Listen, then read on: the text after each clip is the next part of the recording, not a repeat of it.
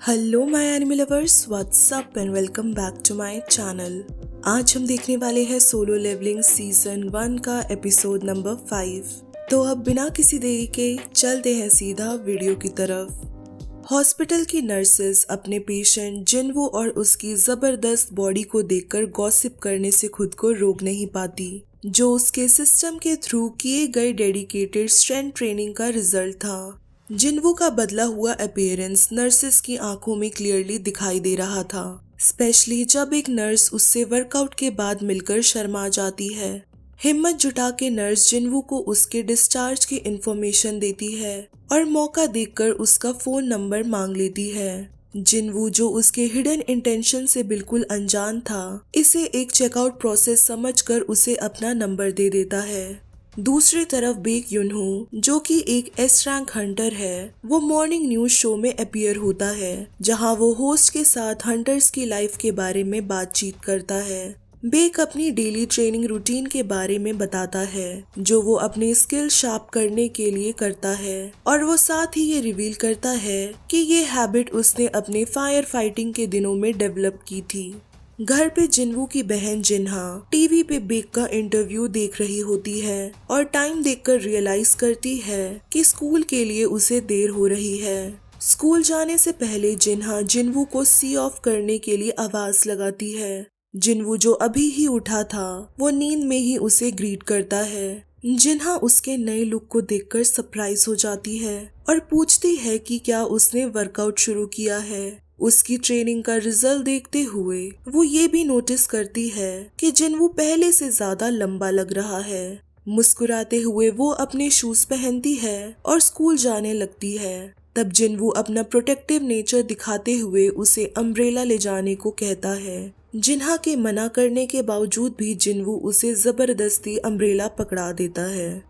जिन्हा के जाने के बाद वो अपने डेली ट्रेनिंग क्वेस्ट को चेक करता है। वो भी खुद की बॉडी को देखकर सोचता है कि उसने सच में काफी मसल्स ग्रो कर लिया है। पिछले डंजन बॉस को हराने के बाद अब वो लेवल 18 पर पहुंच गया था और मिले हुए न्यू पॉइंट्स को वो एजिलिटी पर लगा देता है। फिर उसे लैंडलॉर्ड का कॉल आता है, जो उसे घर के रेंट के बारे में याद दिलाता है। जल्द से जल्द रेंट चुकाने के लिए वो सोचता है कि उसे और रेट्स में पार्टिसिपेट करना होगा, जिसके लिए वो ऑनलाइन रेट जॉब्स को सर्च करना स्टार्ट कर देता है। ज्यादा पैसे कमाने के लिए उसे हायर रैंक डंजन्स में जाना था, पर उसके ई रैंक होने के कारण उसे कोई भी हायर रेट्स में शामिल होने नहीं देगा, जिसके लिए वो अपने रैंक को री इवेलुएट करने का सोचता है। लेकिन उसे दिक्कत है कि अगर वो हाई रैंक गेट्स में रेड करेगा तो उसे अननेसेसरी पब्लिक अटेंशन मिल सकती है। फिलहाल वो खुद को स्ट्रॉन्ग करके अपने पावर्स को और समझना चाहता था। इसी बीच एक इंटरेस्टिंग जॉब लिस्टिंग में उसकी नजर पड़ती है। अपना daily quest 10 kilometre run complete करते हुए जिनवो रेड ग्रुप के मीटिंग पॉइंट पर पहुंच जाता है। वहां उसकी मुलाकात इस रेड लीडर हुआंग डोंग सुक से होती है। सबसे कमजोर हंटर के नाम से जिनवो ऑलरेडी वहां के लोगों में मशहूर था, जिसके कारण हंटर्स उसे देखकर हंसने लगते हैं। जिनवो को इससे फर्क नहीं पड़ता, पर वो कंफर्म करता है कि क्या वो ई रैंक होने के बावजूद इस सी रैंक रेड को ज्वाइन कर सकता है। वांग उसको एश्योर करता है कि उसको बस हंटर कोटा पूरा करने के लिए बुलाया गया है। असली फाइटिंग तो वो लोग ही करेंगे। साथ ही बिना फाइट किए भी जिनवो को वो लोग पार्टिसिपेशन के लिए 2 मिलियन देंगे।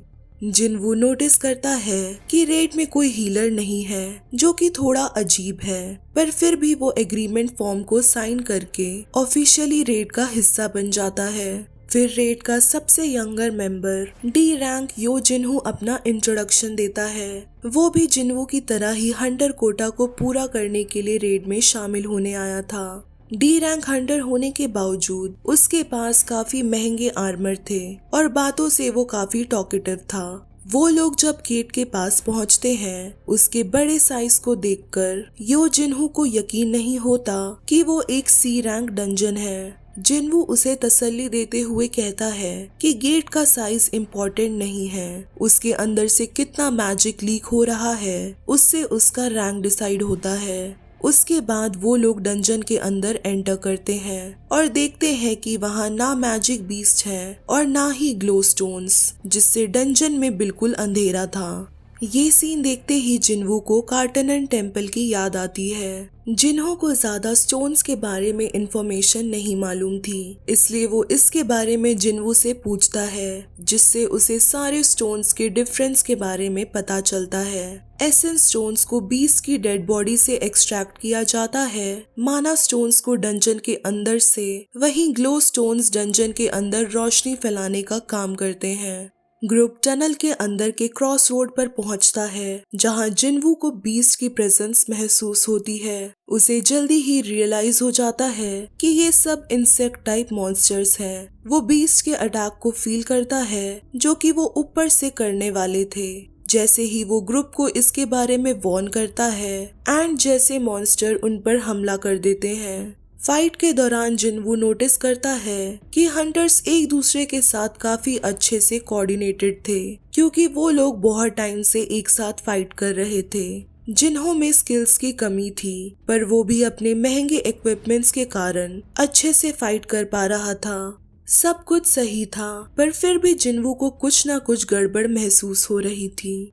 एंट्स को हराने के बाद हंटर्स एंट बीस्ट की डेड बॉडी से एसेंस स्टोन्स को लूट करना शुरू कर देते हैं। वांग जिन्वू के पास आकर उससे पूछता है कि आखिर उसने ये कैसे पता कर लिया था कि एंट्स उन पर ऊपर से हमला करने वाले थे। जिन्वू उसके इस सवाल का जवाब देते हुए कहता है कि बस उसने अपनी इंस्टिंक्ट से ये फील कर लिया था। एक हंटर हुआंग को एंट्स की डेड बॉडी दिखाते हुए बताता है कि ये निशान उनके इक्विपमेंट से नहीं हुए थे। हो सकता है कि इस डंजन में कोई और दूसरा बीस्ट भी मौजूद हो, जिसने एंट्स की बॉडी में ये निशान किए हो। जिन्वू, जिसे सारे हंटर्स पे शक हो रहा था, वो अपना डाउट क्लियर करने के लिए पहले जिन्हों से उसके महंगे आर्मर्स के बारे में पूछता है। जिन्हों बताता है कि ये उसके डैड ने उसके पहले रेड के लिए गिफ्ट किया था, जिससे जिन्वू को ये पता लगता है कि जिन्हों मासूम है और उसे चौकन्ना रहने का एडवाइस देता है। दूसरी तरफ हाई रैंक हंटर्स जिम में अपनी ट्रेनिंग कर रहे होते हैं। व्हाइट टाइगर गिल्ड का गिल्ड मास्टर बेक युनहू अपने खाली हाथों से ही बड़े पत्थर को इतनी जोर से तोड़ता है कि पूरी बिल्डिंग कांप उठती है। डंजन के अंदर जाते जाते जिन्हू फ्रेंडली तरीके से जिन्वू से बात करता है, पर जिन्वू का ध्यान हुआंग और उसकी टीम पर ही था। वो सोचता है कि उन लोगों ने बिना हीलर के रेड में आने का फैसला क्यों किया था। जैसे ही वो लोग बॉस चैम्बर तक पहुंचते हैं, वो देखते हैं कि पूरा रूम माना स्टोन से भरा हुआ है। वांग इतने सारे स्टोन्स को देखकर खुश होता है कि वो फाइनली अपने छोटे भाई वांग डोंगसो, जो कि अमेरिकन एस रैंक हंटर है, उससे भी ज्यादा रिच हो जाएगा। इसी बीच यो जिन्हो जिन्वू को उसका एग्रीमेंट फॉर्म दिखाने को बोलता है, जो उसने रेड में आने से पहले साइन किया था। जिन्हो हुआंग से कहता है कि जिन्वू के एग्रीमेंट के अकॉर्डिंग 20 से मिलने वाले एसेंस स्टोन्स का शेयर उसे नहीं मिलने वाला था, लेकिन इन माना स्टोन्स को उन्हें जिन्वू को भी देना चाहिए। वांग इस बात पर हंसते हुए कहता है कि वो अब की बार 8 लोगों में स्टोन्स को बांटेंगे, लेकिन पहले उन्हें यहाँ के बॉस स्पाइडर को हराना होगा, जो कि फिलहाल सो रहा था। साथ ही वो ये भी बताता है कि बॉस को हराने से डंजन का गेट क्लोज हो जाएगा, इसलिए उन्हें बॉस को मारने से पहले ही चुपचाप माना को इकट्ठा करना होगा। पर वो लोग गलती से माइनिंग टूल्स बाहर ही भूल गए थे। वो जिन्हो और जिन्वो को वहीं रुककर माना का ध्यान रखने को बोलते हैं, जब तक वो लोग माइनिंग टूल्स लेकर आएंगे। जिन्हो उन्हें वहां अकेले छोड़ के जाने से मना करता है, क्योंकि वो दोनों ही लो लेवल हंटर्स थे। पर हुआंग उन्हें तसल्ली देता है कि बॉस फिलहाल सो रहा है, तो वो दोनों बिल्कुल सेफ हैं। बॉस चैम्बर से निकलकर वांग अपने एक मेंबर को ऑर्डर देता है कि वो चैम्बर के एंट्रेंस को मैजिक से सील कर दे।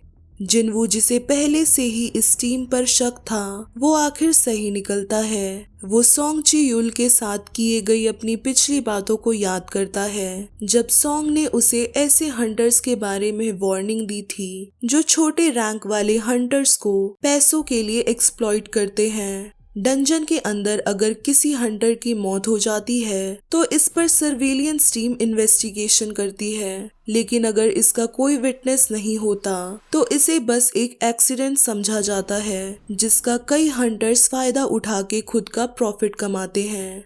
जिन्हू खुद को इसका दोषी समझता है कि अगर उसने ये एग्रीमेंट वाली बात ना बोली होती तो वो दोनों इस मुसीबत में नहीं आते। पर जिन्वू को पता था कि उन सब ने शुरू से ही उन्हें मरवाने की पूरी प्लानिंग की हुई थी। बॉस स्पाइडर भी अपनी नींद से उठ जाता है और वो दोनों की तरफ बढ़ने लगता है। जिन्हू जो जिन्वू से ज्यादा लेवल का था वो उसे कहता है कि वो उसकी सुरक्षा करने की पूरी कोशिश करेगा, लेकिन जिन्वू उसे पीछे हटने को बोलता है और कहता है कि वो अकेले ही बॉस को संभाल लेगा।